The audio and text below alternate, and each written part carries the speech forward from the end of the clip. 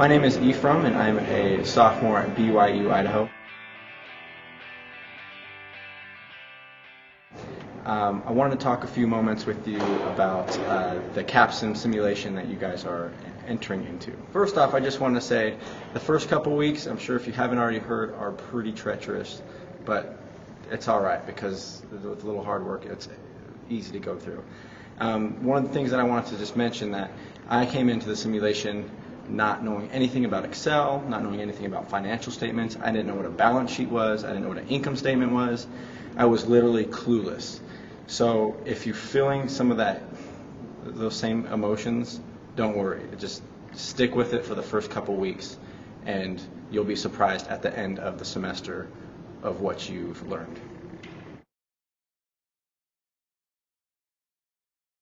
You know what? It's different in the sense that it's hands-on. So you learn many life skills, like we've talked about, not just creating the spreadsheets and learning the terminology, but learning how to interact with others. I would say that in doing this course, there's a very practical application, and it's almost like a hands-on experience. And you can't replace that, and you can't learn that in a textbook.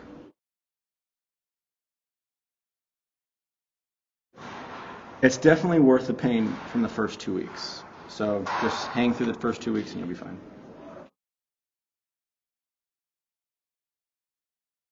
I brought up a spreadsheet here for you.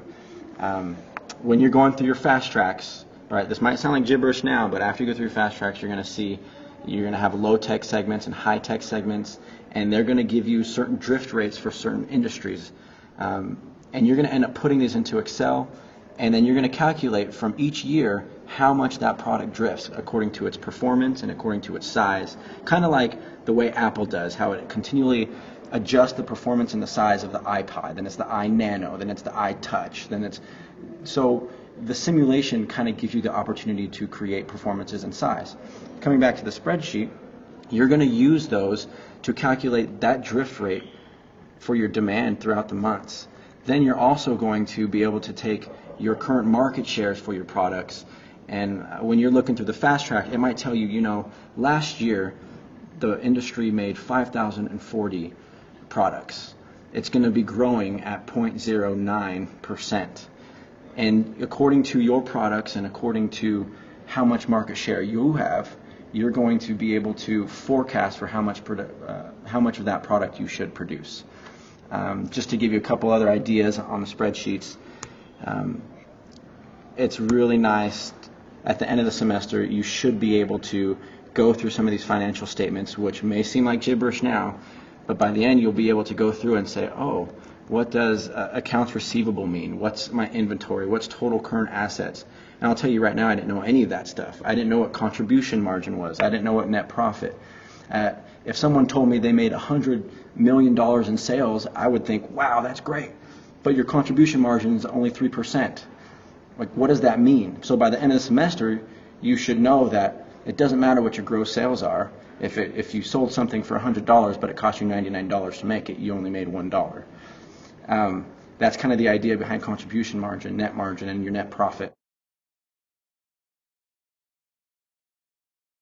It's hard to narrow it down to one single thing that's the best, because you walk away with so much more. You walk away with learning how to have self-motivation, to be able to read financial statements, to be able to present to others, to work in groups, to be able to be involved in competition, which gives it more like a business world sense, because it's a competition, and if you can't compete, you'll fall.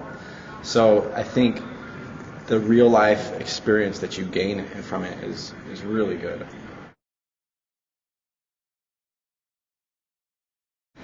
I'll be honest with you, at first it's not fun, because everyone has their own idea. Everybody wants to be the CEO of the company.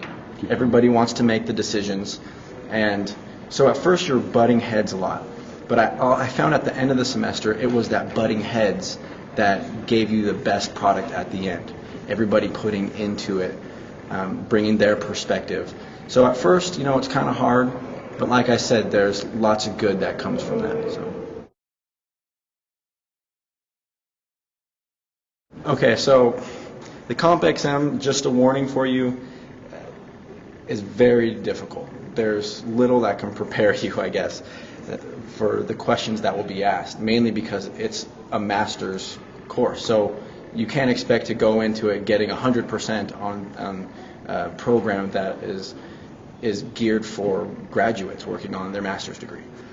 But what you will find is that going through the CapSim during the semester, learning your Excel spreadsheets gives you an edge in the final exam.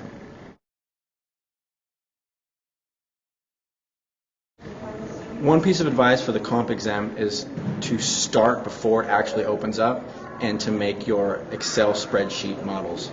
That way when you go into the comp exam, you're not spending time trying to forecast. It's very cut dry.